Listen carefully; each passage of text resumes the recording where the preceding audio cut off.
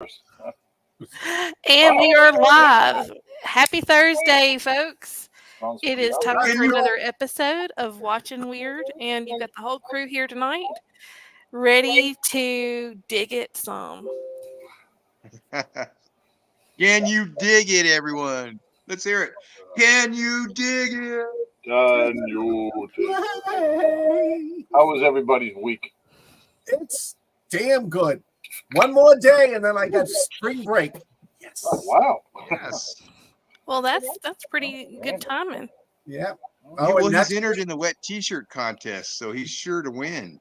Oh God, no. maybe like at the villages down in Florida, but nope. I am planning next week on riding my butt off. Hi, Alan. Hi, Tony. Wait, Mac. Did you say riding your butt? But writing my butt off. Oh, I thought you said riding RIDING your butt off. I was like, sounds like you are going to the villages. Hey, Max, did you send me a friend request on Facebook? He got zucked. Max got zucked. Oh, yeah. So he's What does that mean? Okay, so it's not really for me to say, but young Mr. Max Rockatansky, you may remember the name from Mad Max. That was my friend Max's name, and they made him change it some years ago so he picked Max Crumb, and then they find out that that's not his name, and they're like, hey, that's not your name, and they canceled his account or shut it down, so he just started a new one. It's utterly ridiculous. It was along those lines anyway. Max, you would probably tell the story better than I. Okay. I just friended you. I just friended you again, Max. Yeah, Max, I'm going to do it too. When I got it, it was a different photo, so I thought somebody had taken over your account. All right. I thought that actor did. The dude from, was he in Fargo? Was he in Fargo? Yeah. I can't think of his name. I thought that's who it was. Yeah. Zuckerberg. Mm-hmm. He's our favorite. So, hey, it's Thursday. Good day, everybody. Good day. Good day. We got some great flicks tonight, Hallie. Yes. This has got to be one of my favorite shows right now. I mean, I Yeah. don't know if we haven't got into it yet. A great, one of the best series I've seen this year. Thanks, Max. Wow. All right, then. Yeah. Well, come on, boss. Let's get going. Come on. Get on the update here. I'm trying to upload our stuff to post that we're live, but I can't get it to do. Sorry. You're trying to do what? Are you trying to do?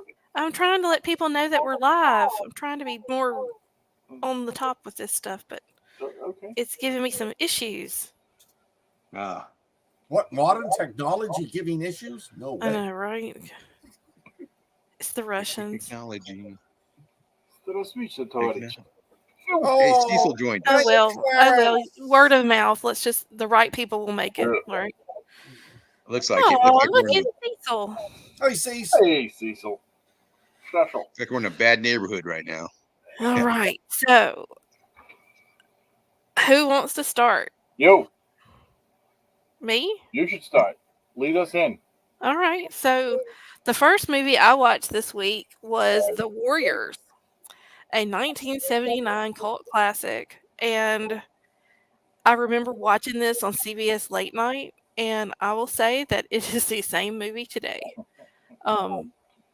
It actually was pretty interesting to see it again after all these years, and a little bit more fun. I think because I'm much more seasoned by now. But it starts off with this Cletus, the leader of the Warriors, is leading his band of 8 compadres to this big meeting of the gangs. It is a neutral zone. There's this new kid in town. I guess his name is Cyrus, and he's this big deal. He's preaching that the different gangs should work together, and that if they work together, they can reclaim this the turf from the police, basically, and then they could run the city. And so while he's talking, and all the gangs have shown out, and they're in these fabulous costumes, by the way. Um, each one very distinctive, but it's like the gang leader, and then like his set, or I guess 8 top lieutenants. There's 9 of each of them, and it's the warriors are the cool ones, I guess. They kind of just had a whole different vibe than some of these other guys. But so in the midst of Cyrus doing his spiel, he gets assassinated.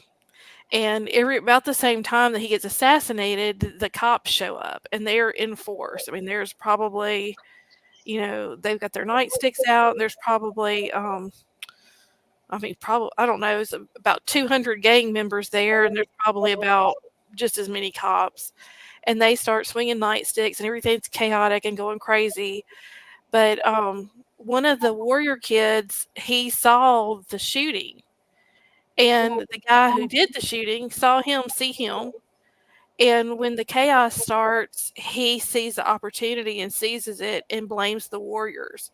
Well, their leader, for some unknown reason, has gone down to see the body. I guess just to make sure Cyrus is dead. I don't. It's kind of weird that's happening.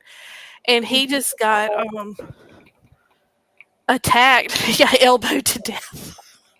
There's lots of elbows involved in but you never saw him again, so I don't know if he survived or not. But he was taken out. But he's taken out of play, so let's say.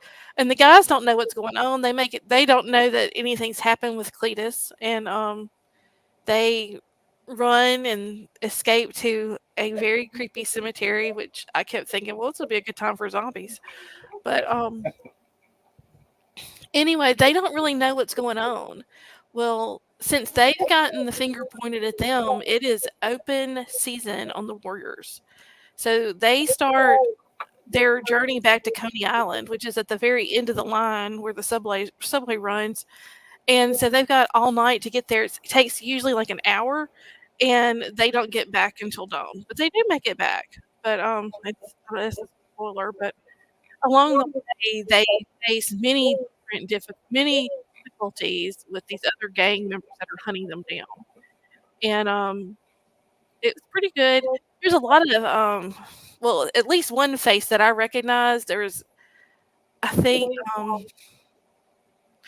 I don't. I just remember him being in Sex in the City, and he was like the guy. James Remar. Yes, and he has aged quite well. I would say. Sexy. Huh? I said he's sexy. He aged well. He got that gravelly voice. But kind of rapey in the movie. I guess I couldn't say that. Oh yeah. Kind of a bad guy in the movie.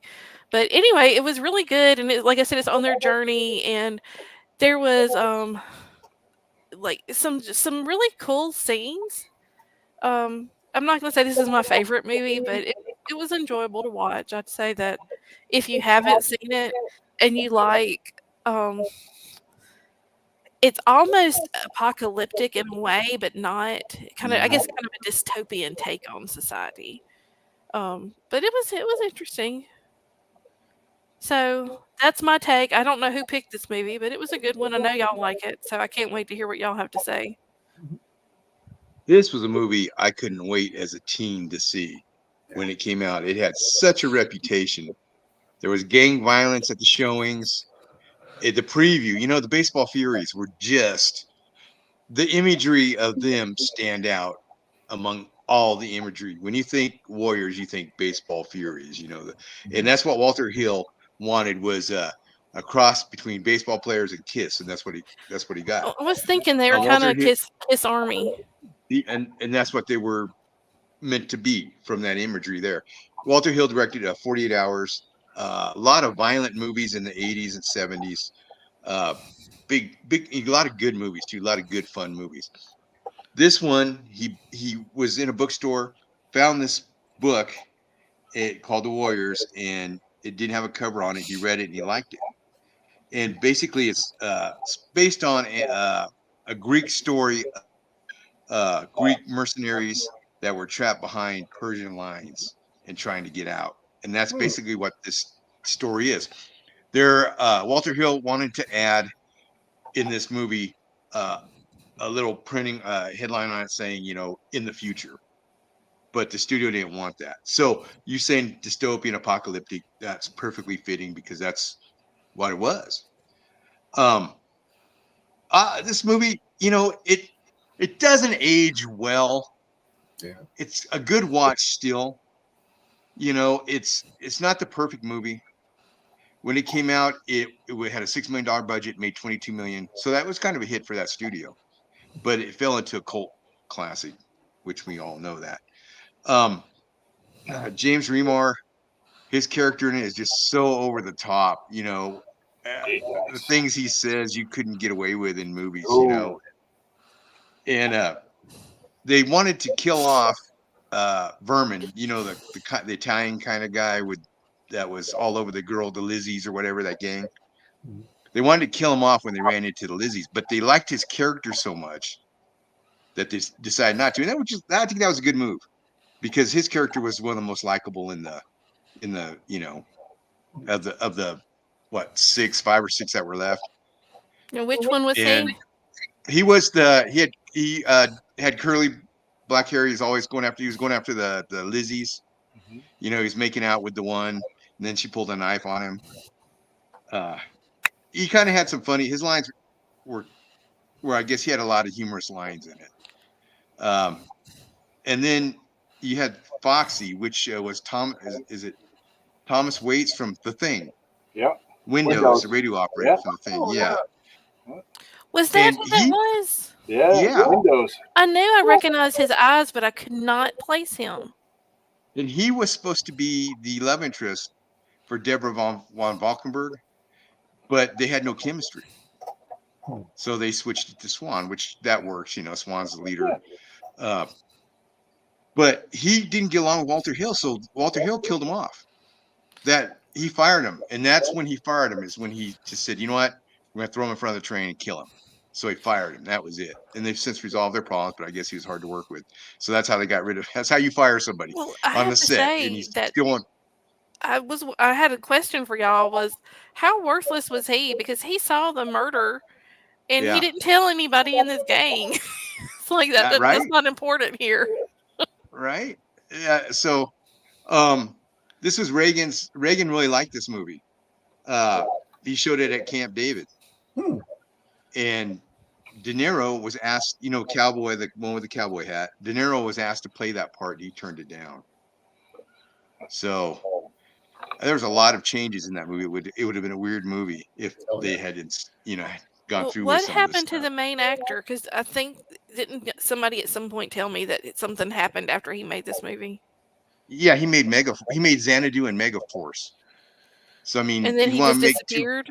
Right. I mean, and he was not a very good actor. He was good looking. He was a good looking, and he was a huge name. But and then he could skate.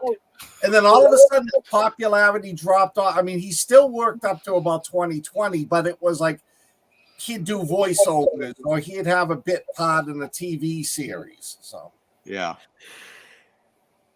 I liked him as an actor. I wanted to see him in more stuff, but he just wasn't the best of actors. I think I don't know. But, he made Xanadu and Megaforce right after that. And those are 2 turd bags. We need to do Megaforce. We need to do Xanadu. What do you mean? No.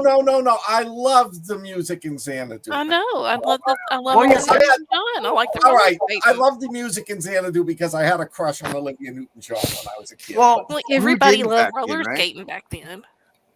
Yeah. Well, that's the thing with Xanadu. The soundtrack is always talked about, but the movie itself was just a turd fest. It was wonderful. I remember loving it as a child. Well, you were a child. I was a child who loved to roller skate, so it was like who great. Didn't back then? You're right. Who didn't? Had magic. It had Olivia Newton-John. It had singing. It had roller skating. Hadley in like a short skirt, roller skates with the socks up to her knees. You know what? Let's do a night. Let's do a Michael Beck night. Megaforce and Xanadu. Let's review those if we can find them. He's actually been in a lot of stuff, but like Scott said, it was bit parts and voiceovers and stuff like that. Yeah. I was born in 1968. and this came out in 1979. So it was when it came out. I can remember. I was a kid. I was 11 years old, and I remember looking at the posters, and I was like, "That doesn't look that good. What's all the hype about?" Because there was a ton of hype, and what they were trying to hype it as was the most violent movie ever. It was all gang related, and there were all these deaths, but there really wasn't. There was like 3 people died in the whole freaking movie. It was the whole hype of it is why I wanted to see it when I get into my teen years. And then I saw it and I was like, this is a great movie. It's a fantastic. It wasn't that violent. I mean, it wasn't not violent, but it wasn't what it was touted as. And I really enjoyed it. I thought, it was a silly plot, but the acting was a little bit over the top, and I thought it was good. I loved James Remar's character of Ajax. And like you said, Alan, he said some stuff that you cannot say that stuff today. And you wouldn't say it today for fear of repercussions. It was, Yeah. well, you just can't say it today. Shouldn't have been said back in 78, but Yeah, that was a different time then. exactly. Yeah. And I was going to make the comment, and I'm going to say it. I'm going to interrupt you, Rich, to say it, is that bus. I told my friend last night that Fred Flintstone needed to get his feet moving a little bit faster for that bus. That was the slowest bus on. It was so slow. Yeah, with all the it looked looked Road Warrior-esque with all the people hanging off of it. The gangs with the baseball bats with nails in them, and hubcaps attached to rebar and stuff like that. And for those who haven't seen the movie, this bus laden with gang members is following our heroes or anti-heroes as they run to make a break for it. They run out in front of the bus. They're probably 6 feet in front of it, and the bus keeps getting further and further behind. Well, they were fast. They weren't. Yeah, they were fast. The bus had so much stuff on it couldn't go faster. It was powered by Fred Flintstone's feet. So the Warriors were supposed to be this tiny little gang from Coney Island, and they weren't supposed to be tough at all, and they were like a substandard to the rest of the giant New York gangs, like the Riffs and the Baseball Furies. And they ended up being, the toughest of the bunch because this was it was another escape show. It was kind of like, they're trapped and they have to escape, kind of like The Thing, kind of like Escape from New York. It's very John Carpenter-esque, almost like the other movie that we're going to talk about in a little while. And, you hear the Warriors music, and the first thing I think when I hear the Warriors music is John Carpenter. I don't know if he did the score for it or not, but I think that immediately. And Tangerine Dream did. Did they? Yeah, well, that doesn't surprise me. They were very much the same. Yeah. I loved the Tangerine Dream soundtrack when I was a kid too. But this movie was, like you said, it's dated. It does hold up, but it was very dated on. First of all, the speech. Again, there's a lot of things you just can't say that you used to be able to. That they said back then. Can you dig it? Yeah, it wasn't cool. I thought Cyrus should have had a bigger part. I understand why they had to kill him right away, but I thought he should have had a bigger part. He could have done a lot more, but it drove the whole film, his assassination. So that was, it was what it was. But this is a movie that I will absolutely watch again. I've seen it 10 times, and I watch it, I don't know, maybe every 5 years. So I'll watch it at least one more time before I die. And I highly recommend it. If you haven't seen The Warriors by now, well, you should have. So go see it or watch it streaming. Scott? I loved it.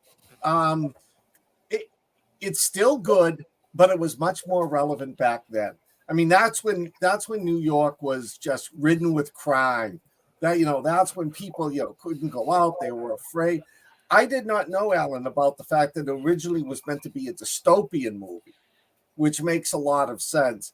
And the Baseball Furies, those are the only ones I can remember. Them chasing them through the streets. It's a fun movie. You don't remember the mimes? I don't remember them. I was like, what do? They just pretend like they're fighting? Yeah. to me, this movie falls into the realm of classic for one reason. Seth MacFarlane made a parody of it in American Dad. I don't know if you guys ever saw that one when the kids get stuck in this. Oh, the kids get stuck in the school and they have to maneuver their way out through like the stoners and the goths and all that. But I think it's good. My favorite actor was, and I can't think of his name, but the one with the Warriors come out and play. David Patrick Kelly. Yeah, he was effed up so bad. You know, you were waiting for something to happen to him. Yeah. And it did. It's good. If you haven't seen it, I saw it when I was about 16 when it appeared on HBO. Yeah, it's not as violent or as I don't want to say disturbing, but it doesn't have the same impact now. It's like when Porky's and when like Porky's first came out, and everybody's like, "Oh my God, this is so upsetting and disturbing." Now it's like they show it uncut on cable TV, but it's definitely worth a watch. Well, you know, this one has a lot of weird ties to it. Like, you know, Sonny Lanham from Predator, he plays one of the cops here. Him and James Remar were in 48 Hours together. Oh. This has ties to John Wick, the last John Wick movie. Remember when they're going after him? And this movie has the DJ, Lynn Thigpen from Where in the World is Carmen Sandiego? They have the DJ in the last John Wick movie saying, "Hey, boppers," remember? And they play Nowhere to Run, Nowhere to Hide, just like they did in this one. You know, they lifted that. I'm sure it's homage to, you know, the Warriors, but the whole scene when John Wick's running, I think he's in Italy, I think, and he's in that roundabout, you know, that big old scene there, I believe. So yeah, I do remember that now. Yeah. Right. So this movie's had stuff lifted from it. Yeah. You know, the whole group trying to get back to home safe, you know. Yeah.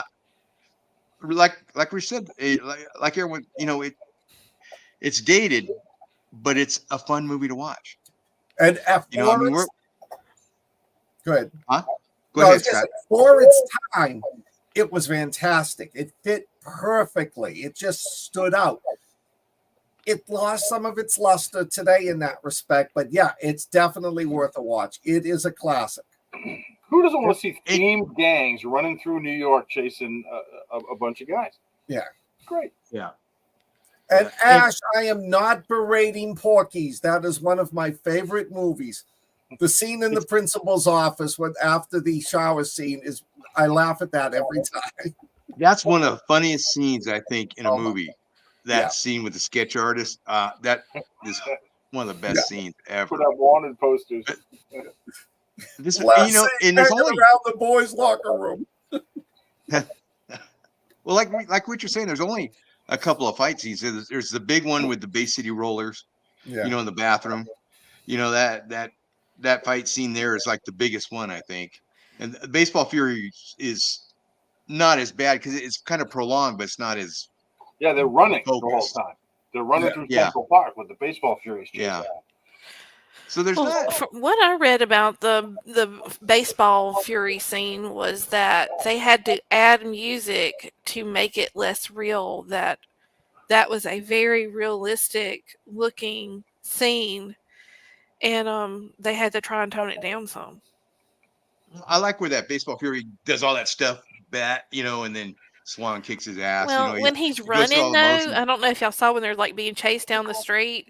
That is a very sweet run that guy has. Yes. Wasn't looking at that. It stands out. It's very sweet. He runs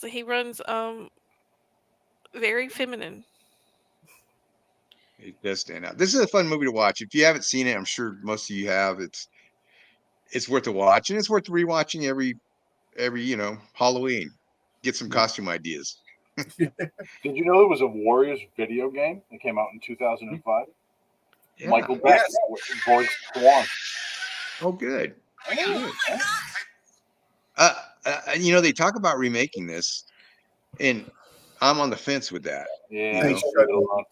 Did you know though? I don't remember when the crew, like the top 5 cast members, retraced the steps from the original movie to see what it was like and to see any nods to the Warriors.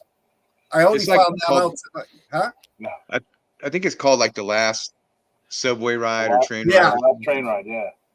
Most of them are still alive, right? I know the kid that played Rembrandt, he died like in the late 80s or real early 90s of AIDS. I think most of the other guys are from AIDS complication. I think the rest are I don't still know. around. Michael Beck's still alive. And then James Remar, he was going to be Hicks in Aliens, but his drug addiction got the best of him. That would have been a whole different movie. Oh, really? I did not. Just his voice alone. He Could you looks see a lot him? tougher than Michael Bean. Could you see him doing Ajax as Hicks and calling xenomorphs all kind? Come on, you blank blanks.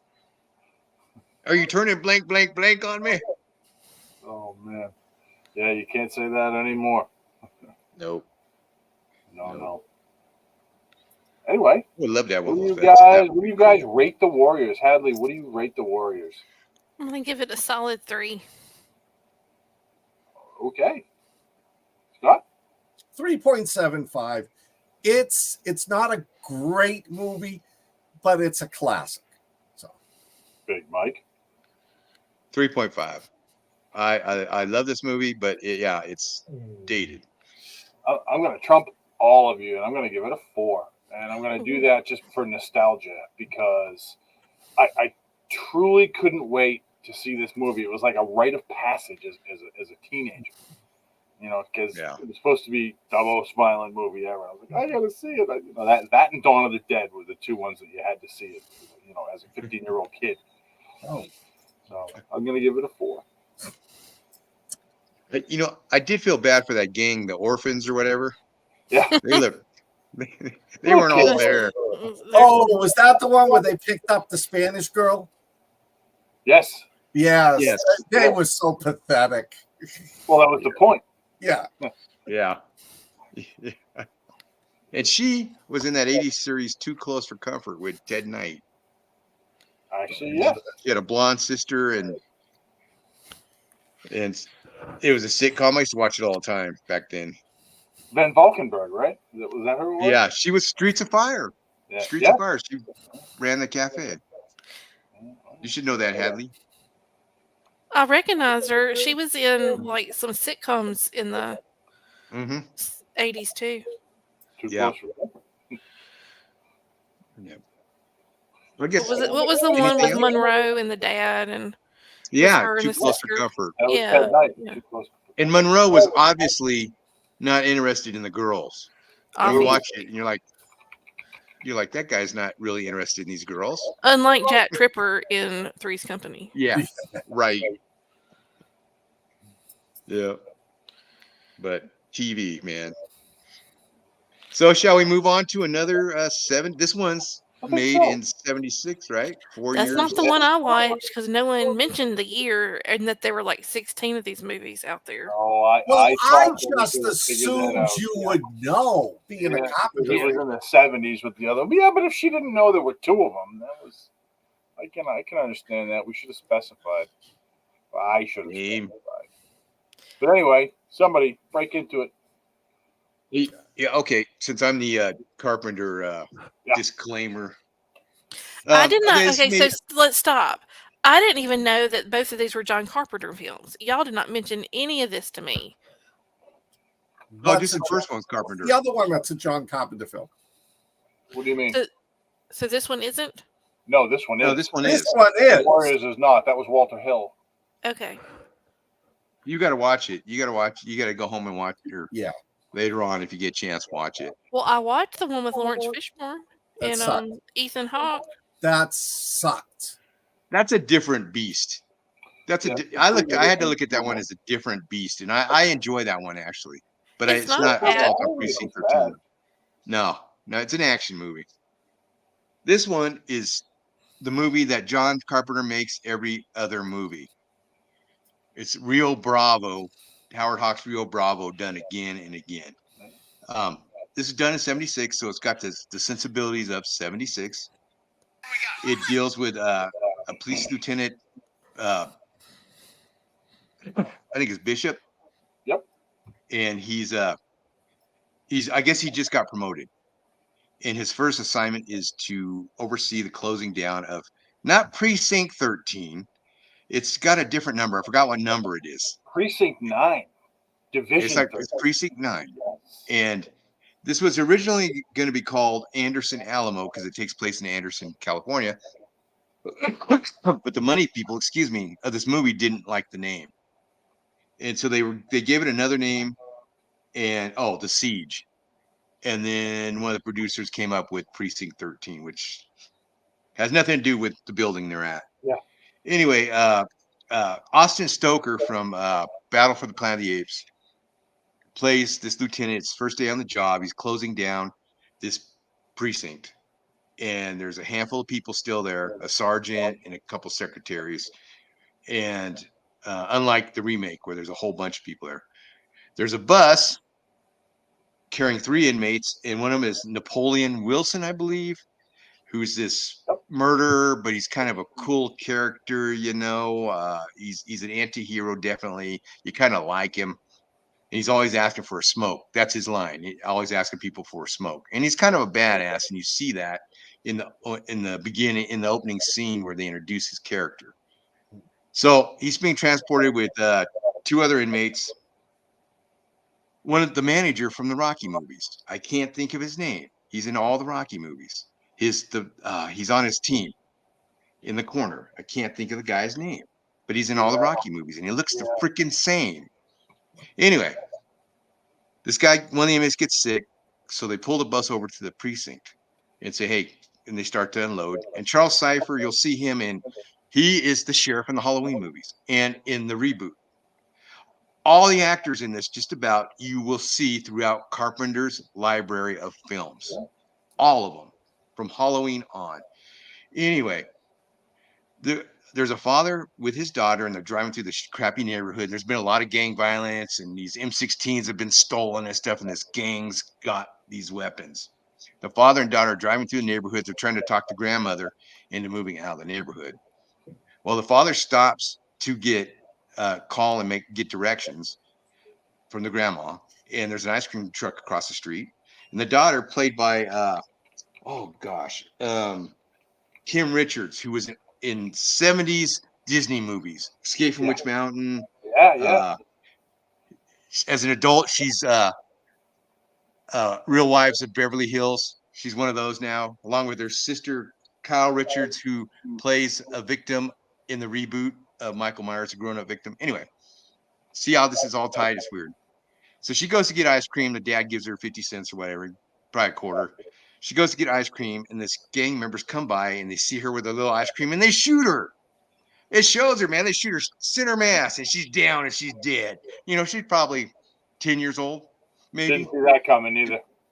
Yeah. And they gunned down this kid, and that was a big issue this movie had, was showing a kid get shot. And so the dad freaks out. The ice cream vendor is dead too. Before he dies, he says, I have a gun in my car. So the dad grabs a gun and goes after the gang members. Well, he ends up killing one of them. And this is the albino, spiky-haired guy from Escape from New York. I wanted to say that. Sorry, man. Yeah, that's okay. No, you got it. It's good. The father guns him down, and then they start to chase him. And they chase him to Precinct 13. And they're going to kill him, no matter what. They have this Cholo ritual, and they're going to go in and kill everybody in the precinct. Whether they die or not, doesn't matter. And as they're trying to get to this guy, the bus is unloaded, and they see all the cops and the inmates, and they shoot them. They kill all the policemen, except for the lieutenant, except for Napoleon Wilson, the main bad guy. They kill the police sergeant and the 2 secretaries. So it's Napoleon Wilson, the 2 secretaries, the dad that's now comatose. He's so upset about what happened to his daughter. He's comatose. and I forgot there's 2 inmates, cop, and 2 secretaries left, and they've got to fight off these guys that are just attacking and attacking and attacking. And this movie is definitely 70s, the sensibilities in it, but it's still an exciting watch. I mean, some of it's silly, when they're coming through the windows and stuff, and they kill a lot of the bad guys the same way they killed Jaws the shark. But it's a good movie. Carpenter actually, this is one he followed through on, and you like the characters in it. And I've got more, but I'm sure you guys have more stuff with it. Oh, this was influenced by Carpenter said Night of the Living Dead influenced this movie, and you can see that with the music, the creepiness of the gang, the siege mentality. Yeah. So I enjoyed that lone survivor bringing them all to the house. Right. This made more money in Britain than it did here, because this was like a Western. And they love Westerns in the UK, and so this made more money over there than it did here. So everybody, the one thing I love about this movie is, to me, it was against all other plots. The gang members, the whole bunch of gang members get shot down. They decide to go on a killing spree. They kill the little girl. The father goes out, kills the head of the gang, runs to the police station and is followed. No one in the police station knows what the hell is going on. All they know is here they are in this police station in the middle of nowhere with no one around, no phone service, and this gang is attacking them, which to me made it so much more realistic. It wasn't like, oh, okay, we'll defend this guy. There was this guy sitting there, and there was a gang trying to attack him. And yeah, I mean, the characters were great. Nancy Loomis, who was the tough-ass secretary, Napoleon Winter, who just, he was a bad guy, but you loved him. He was like him and oh God, I can't think of his name. Him and Austin Stoker, Ethan Bishop. You loved working with, you loved watching the two of them, despite they were on different sides of the aisle working together. It was violent. It had a lot of great scenes in it. It was pretty much nonstop action. I mean, this movie could not bore you to death. You couldn't go to the bathroom and go to get a cup of water without missing something. As I said earlier, this is my second favorite Carpenter film. The only one I like more than this one is The Thing. So that's my take. Now Rich is getting ready. So I saw this movie again. I saw this when I was a kid. I loved this movie. I loved it. I was like, and then I saw it with my dad. So, I mean, we kind of watched it together. Oh. Again, I was a teenager when I saw it. It was fantastic. I saw it with my father. Great. Then we went to go see was it 2005 when they made the new one? Yeah. Fishburne. We went to go see that in the movies. And I can distinctly remember in the movie theater, and I don't remember the scene, but my dad and I went like this. And we looked at each other. We were like, holy crap. Because it was just such a lame ripoff. But I really I watched this movie again. And I really wanted to like this film. And I just couldn't get into it. There was just too much stupid.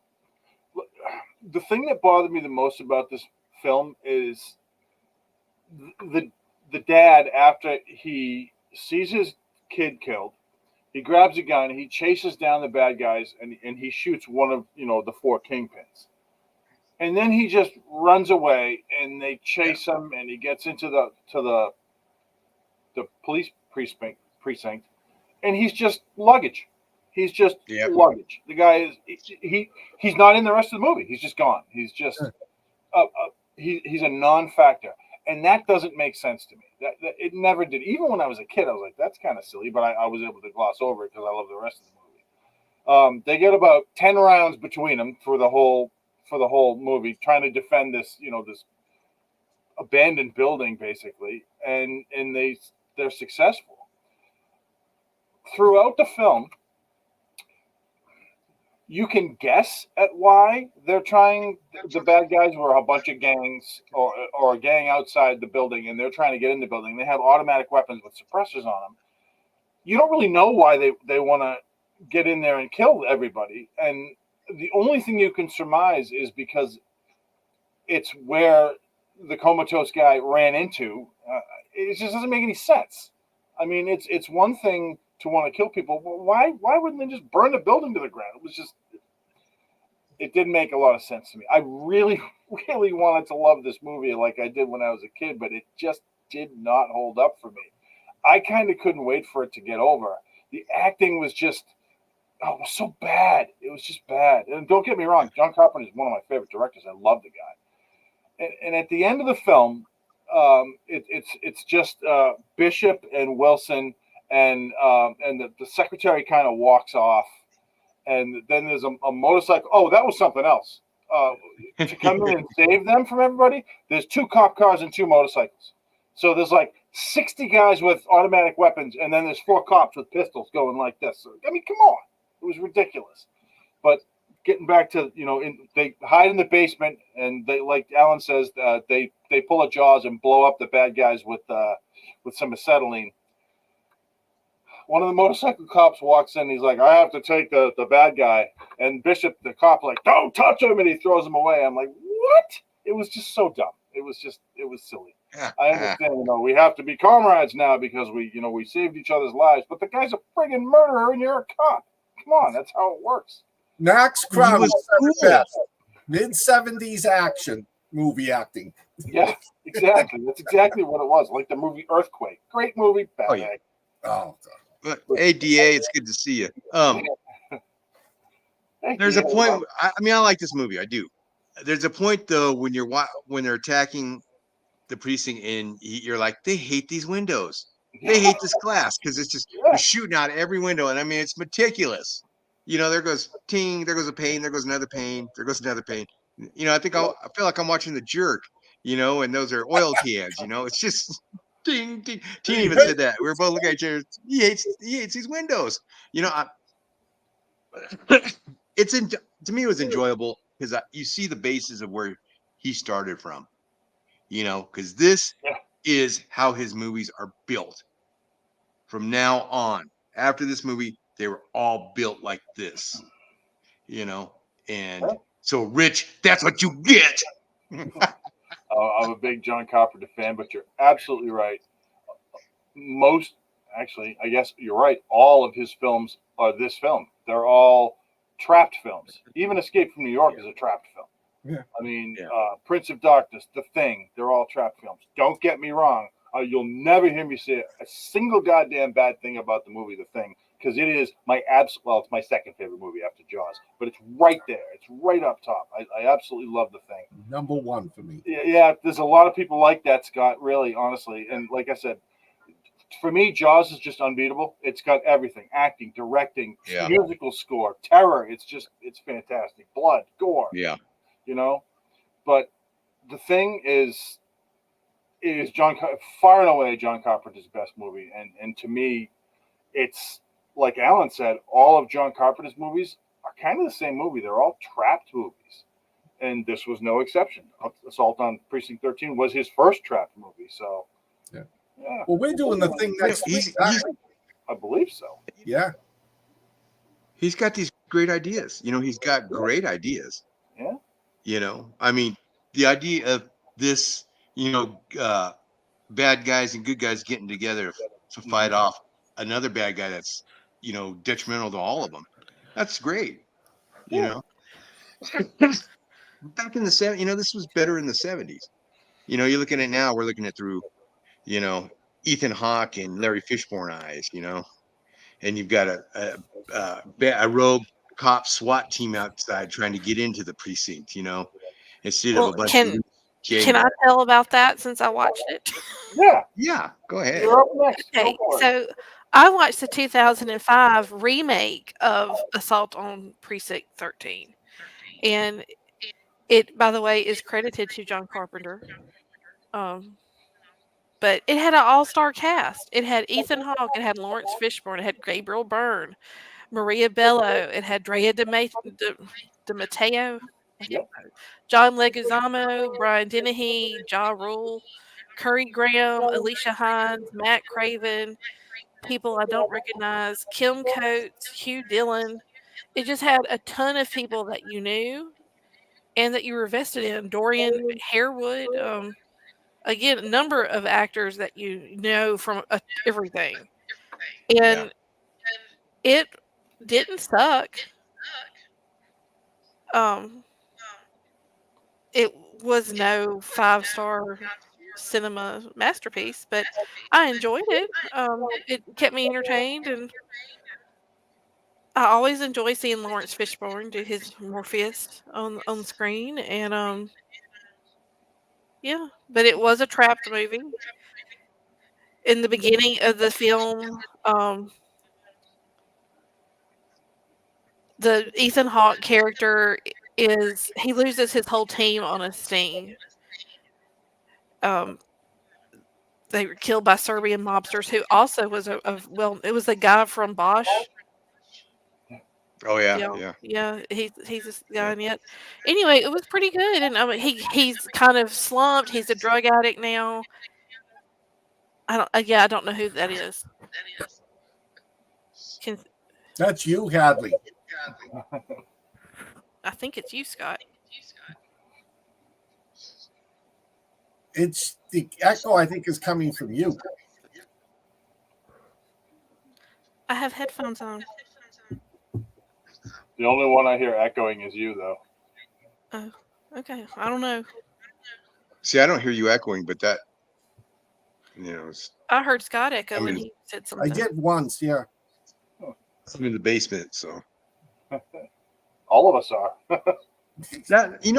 the remake's not a bad movie. I thought you can't compare them, and you don't have anything to compare it with.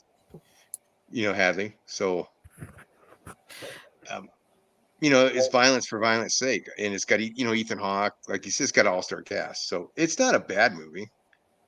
Just don't go looking for Carpenter's Precinct 13. I think that's what I was doing. It was like I was hoping it would be more like the original movie, and it wasn't. It was just. It would have been great if they didn't make it as a remake of it, because it had it didn't have to be the best qualities. If they had just made it as an assault movie, I would have enjoyed it better. Yeah. Roger that. So what are we going to rate this? I love it. I'm going to give it a 4.75. Oh, damn. I'll give it a 3.5. Boss lady? The version that I watched, I'll give it a 3. I'll give it a 3.5. Again, nostalgia. I loved it when I was a kid. I absolutely loved it, but kind of fell flat for me this time. So then, what's next? Dun dun dun. Fallout. I don't know what's next. Fallout. What are we doing? The whole series or just the first 2 chapters? Well, I've seen the first 4, maybe 5. 4, 5. I've seen the first 2. All right. Let's just do them 2 at a time. I've seen the whole thing, and I'm going to tell you, it is friggin' phenomenal. If you haven't seen it, if you haven't played the video game, a lot of people won't watch this. I've heard them saying online because they never played the video game. You don't have to play the video game. The plot in this has nothing to do with the video games, the video game plot. They took the Fallout universe and they put it in there, and they took a couple of characters from Fallout and just created this TV series that is the best series I've seen this year so far, which is saying a lot considering what we've had out there. It takes place 244 years after the 1950s. it begins with an alternate universe of the 1950s. The Cold War is going on. People hate the commies. There's a war going on somewhere between Russia and the United States, and it focuses on three people. It focuses on crap. I got rid of the wrong. Oh, here it is. It focuses on Cooper Howard, Walter Goggins, who was a movie actor in the 1950s, whose wife worked for this company called Voltec. And he became involved in pimping the Voltecs. And the whole idea of the Voltec was to build these underground community bunkers. So if a nuclear war broke out, people would have a place to go and survive.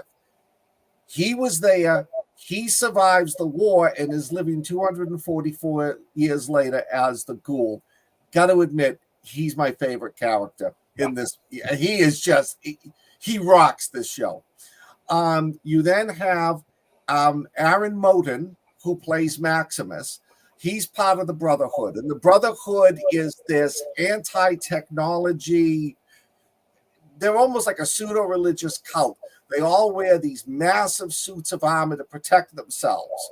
And the Brotherhood goes in, and with each one goes I can't remember what they call them, like a squire. Maximus the original Maximus is an asshole, winds up getting killed. So Moten takes over his role and pretends he's Maximus and starts wandering the wasteland looking to do well. And then the third main character is Lucy. Ella Purnell by Lucy. Hold on. I got to interrupt. Titus is the original knight. Mm-hmm. Maximus was the squire that impersonates him. Right. Okay. Yes. Okay. But right. Making sure that I had it right. Yeah. And what happens is she leaves the bunker because she leaves the Vault-Tec because she knows there's something different. Everybody in the vault says they're wiped out. Earth is not inhabitable yet. She doesn't believe it. She sneaks out and she finds this apocalyptic wasteland where almost everything is like a Road Warrior movie with these incredible monsters. And the plot involves the three of them keep on. Oh, and she's looking for her father because raiders invaded the vault and took her father away, and she's hunting down her father. All I will say about the plot is that it all comes together in the end. The last episode blew my mind.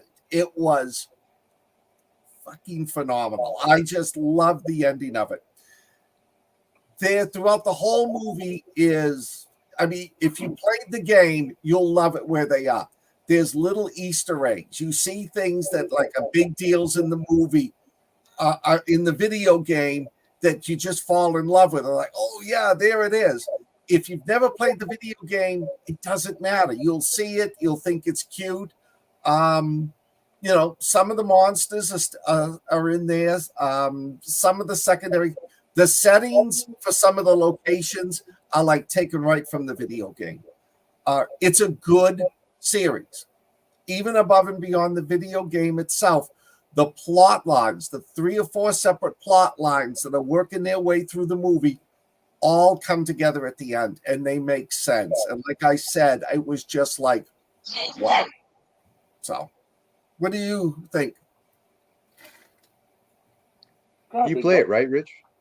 Yeah, so did I. Yeah. So the first 2 Fallout games were like top-down, turn-based games, and then the franchise was bought by Bethesda, they made Oblivion and they eventually made Skyrim, but really Fallout was where they made all their money when they purchased that. Fallout it's a 3-dimensional walk into the world, and it was just absolutely stunning. The video game, it blew everything away at the time. Just when you first walk out of that vault and you see the vast expanse of a desolate wasteland like that, it's amazing. This this show captured that like nothing I've seen. It was unbelievable. It was fantastic. I'm watching this with my kids, and like I said, I think we're up to episode 5, or I think we've either seen 5 or we're gonna watch 5 next. But I'm not really sure. But we've been doing pretty much one a night when we can. I couldn't do it tonight because I had stuff earlier. But this is a great series, and everybody's got a different favorite character. I'm with you, Scott. I love the Ghoul. I love Walton Goggins, but I also like the little nerdy kid that's in the vault. Oh yeah. I can't remember his name. What's his name, Chloe? Just the brother of Lucy. But one amazing fact about this this particular show is that my daughter, who had never played the video games before, watched the show and she's like, "I got to play the game." So now she's playing Fallout 4. Yeah. So I thought that was pretty cool. Yeah. And some of the creatures that are in this, the first one that it sort of attacks Titus, that's a Yagwai. It's like a mutated bear, and the feral ghouls were phenomenal. They were right on point. I want to see a Deathclaw. There was a Gulper in it, but I want to see a Deathclaw and see that smoke somebody. I don't know if we're going to get there, but I've heard that there aren't any super mutants in this yet, and it's going to be next season because there's no way this doesn't get another season. It's just it's definitely going to get another season, right? So I mean, like I said, I haven't seen them all like you have, Scott, but I'm assuming I have my own idea of where it's going to go, and it looks really, really good.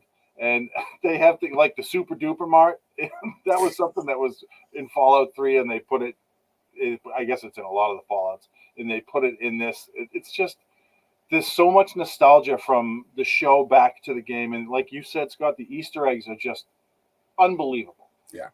This is a really good show, and everybody that's not watching it should be. You absolutely don't need to have played the video game to watch the show. Don't think the show is like a direct copy of the games either, or any of the games. It's kind of a mix of all of them. And it takes place in Santa Monica, California, and they're moving, northwest, I guess. Yeah. But really, this is great. It's a great flick. And the actors, all of them are just on point.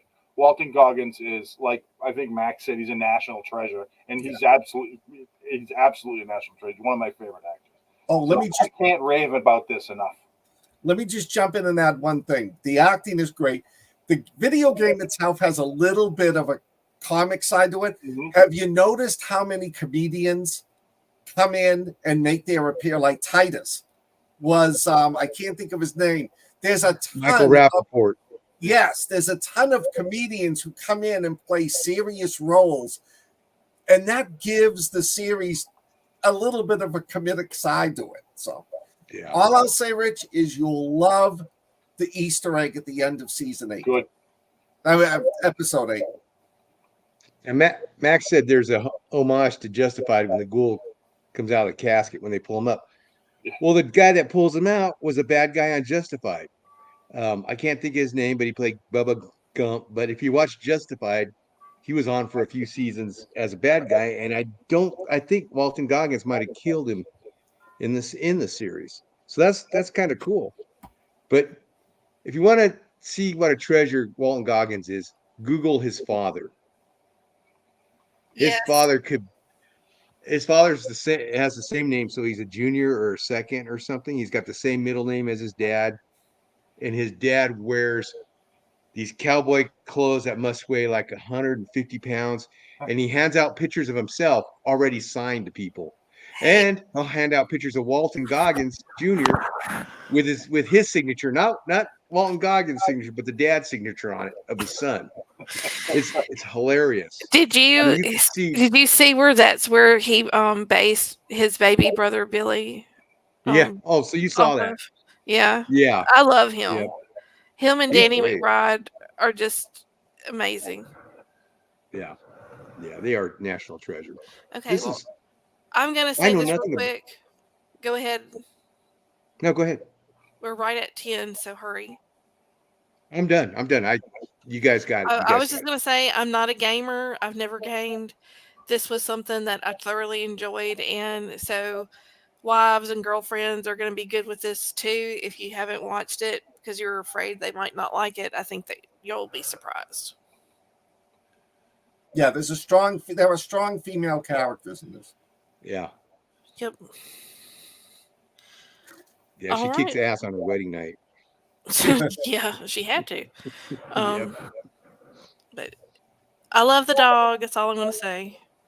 Yes. Dog meat. The Dog dog meat meat. in the game, sadly.